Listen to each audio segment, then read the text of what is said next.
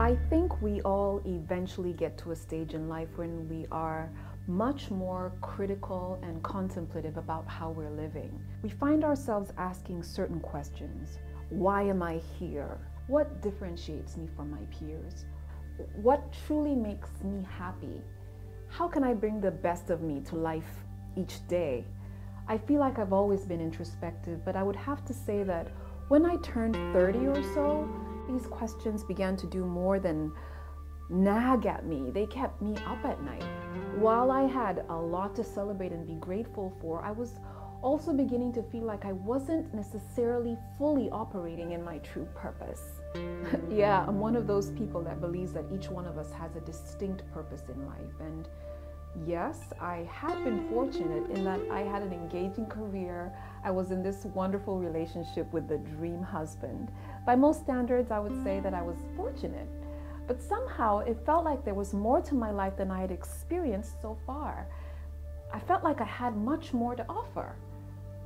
I am the kind of person who always desired to be used to do something great, something bigger than me, something that would have a tangible and meaningful difference in the life of others. And it seemed like that desire had morphed into this earnest desperation.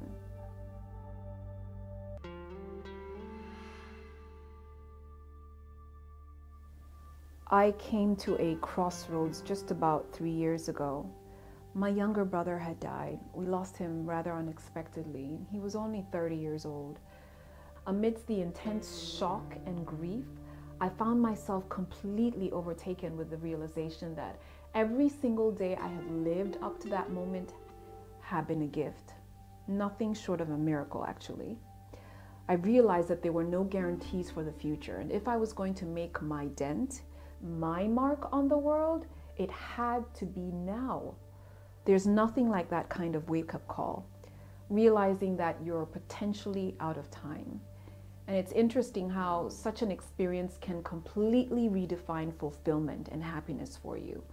It became my life's mission to spend every day going forward from that moment that I would be blessed with, invested in things that truly mattered to me.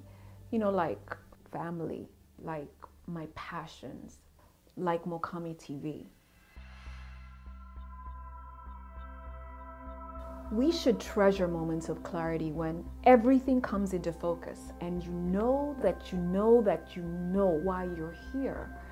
You may be clueless about the details, how to get there, how to make it happen, but you are certain that you do not want to remain where you are at that moment in time. For me, it was realizing that as long as I was not fully engaged in ways that truly mattered and defined me as a human being, that I simply wasn't living my best life. I was, in fact, wasting precious time. I refer to it as the call to destiny. Sooner or later, destiny comes knocking at the door and we all get to answer.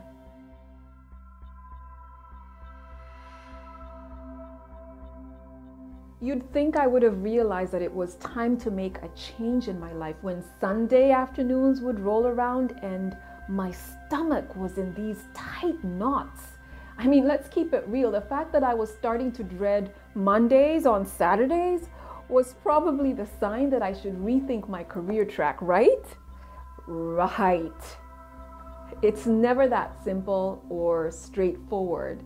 There are valid reasons, there are excuses, deterrents, all these obstacles in the way. Having a dependable job is important, and in this economy, it's a blessing.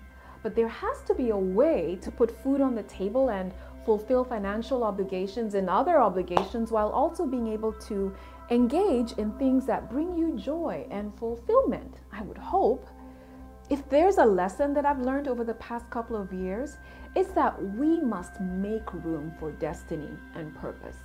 If it's important, factor it in. Heck, schedule it if you must into your life, and don't tiptoe around it. I say you might as well throw yourself into the deep end. That's what I did.